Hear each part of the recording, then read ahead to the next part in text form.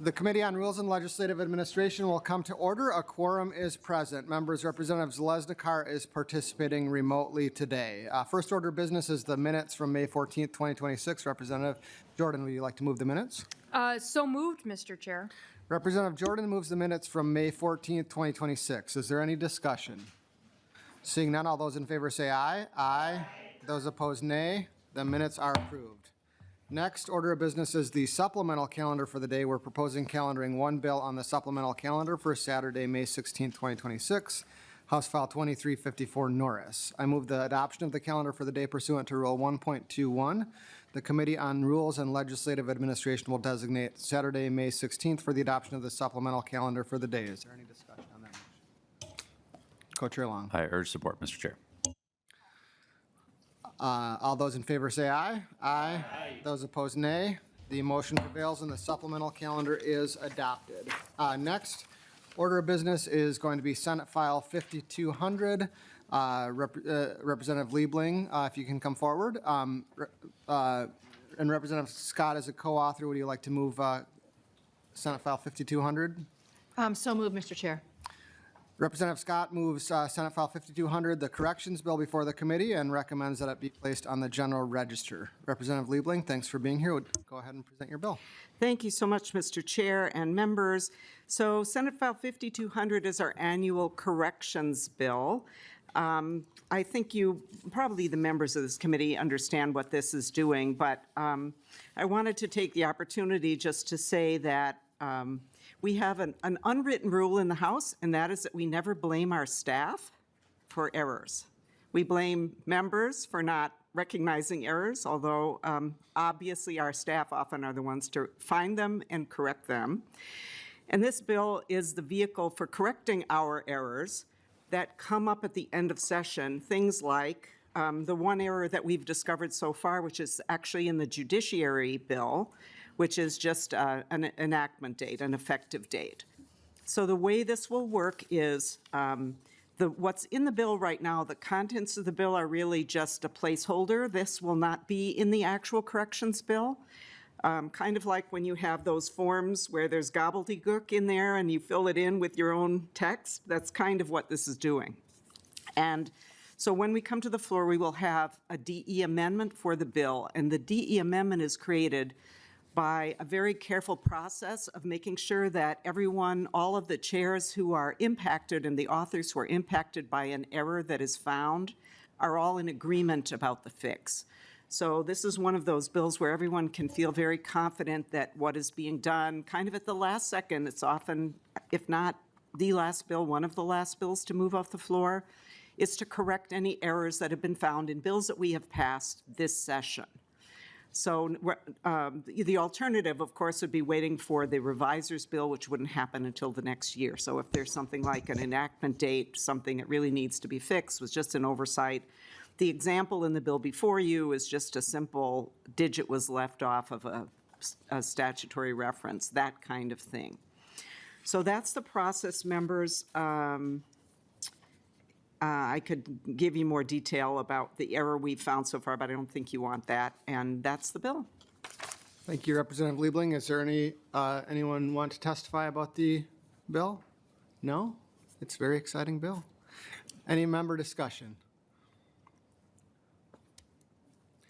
Well, thank you, Representative Liebling. We do have a very complicated job, and we have incredible staff that helps us with that job, and so we appreciate the work that you and Representative Scott are doing on this, as well as the staff that's helping you with it. And so, thank you. Thank you, members. Seeing no further discussion, Representative Scott renews her motion that Senate File 5200 be placed on the general register. All those in favor say aye. Aye. Those opposed, nay. The motion prevails, and Senate File 5200 is re-referred and placed on the general register. Next order of business is the end of session resolutions. The Rules Committee adopts end of session resolutions every year, and we're doing this housekeeping today. The first one before us is the 2026 R14 resolution on parking. Is Mr. Squira here? If you could come forward, would you care to would you be willing to present this resolution. Good morning, Mr. Chair and members. For the record, my name is Pete Score. I serve as the Controller and the CFO of the House of Representatives. This is the first of many end-of-session resolutions that you'll see today. This is a Sergeant at Arms resolution on parking. Lori Hodap is not available to meet with us this morning. This continues the use and management of the parking facilities that we use, and it's the same resolution as last year. Thank you, Mr. Squira. Any member discussion? Seeing none, all those in favor say aye. Aye. Those opposed, nay. The motion prevails and the resolution is adopted. Next, if Mr. Murphy would come forward. Next is Resolution 2026 R15, resolution on facilities. Mr. Murphy, if you could explain the resolution. Good morning, Mr. Chair and members of the committee. It seems like I saw you all fairly recently, but I'm here to talk about the resolution on facilities.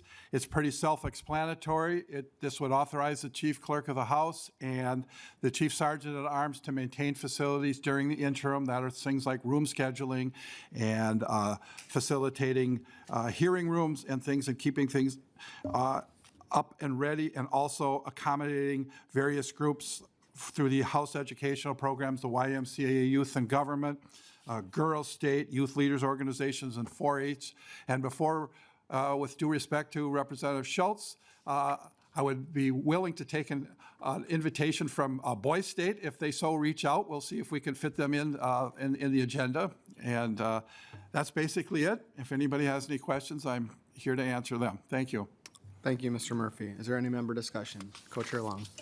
Thank you, Mr. Chair. I just wanted to thank you and your staff, Ms. Murphy, for all of the work you do to help support the programming over the summer, from the youth and government to the other programs. I know it takes a lot of effort, but it's always great to come in over the summer and see our spaces being put to good use by young people learning about their government. So thank you for the efforts. You're welcome. Thank you. Thank you. Any other member discussion? Seeing none, all those in favor say aye. Aye. Those opposed, nay. The motion prevails and the resolution is adopted. Next is the 2026 R16 Journal Resolution. Again, Mr. Murphy, would you like to present this resolution? Once again, thank you, Mr. Chair and members of the committees.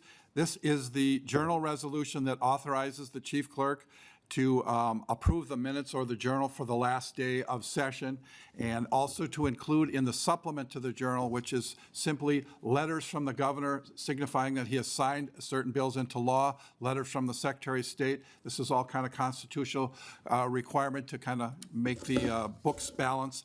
And further, there would be, if there were any veto message or any of these formal legal communications, that would also be in the supplement. Thank you. Any member discussion on this resolution?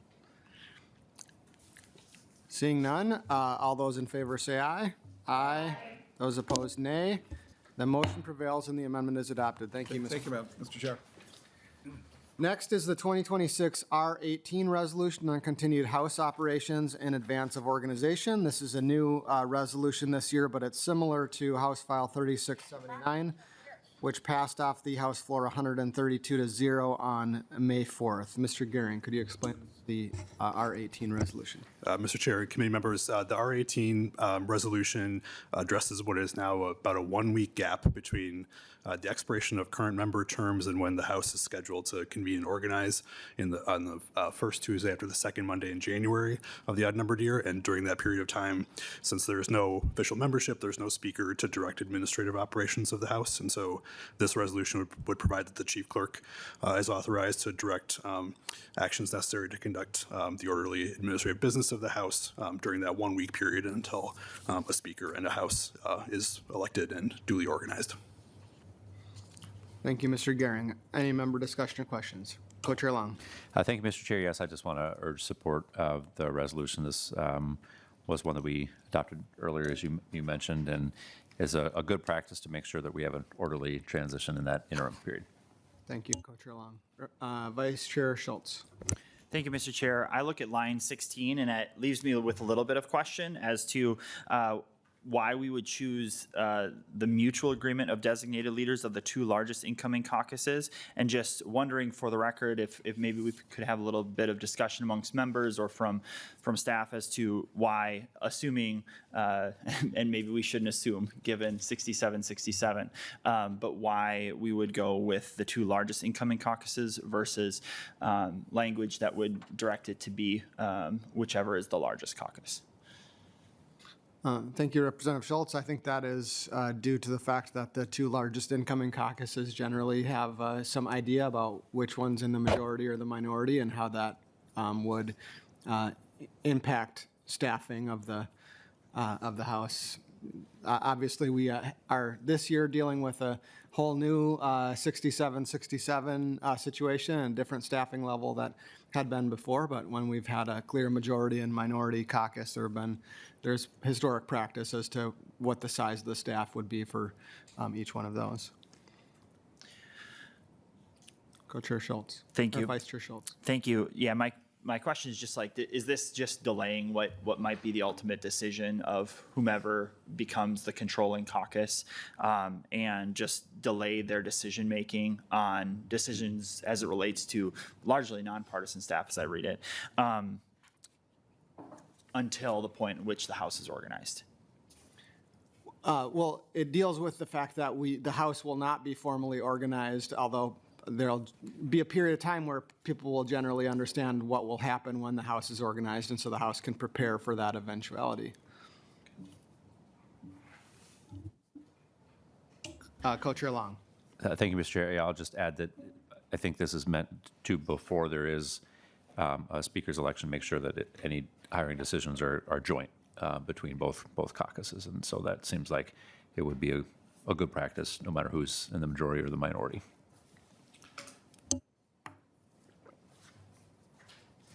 Any further discussion? Seeing none, all those in favor of the resolution say aye. Aye. Those opposed, nay. The resolution prevails and the motion prevails and the resolution is adopted. That concludes our agenda for today. The meeting is adjourned.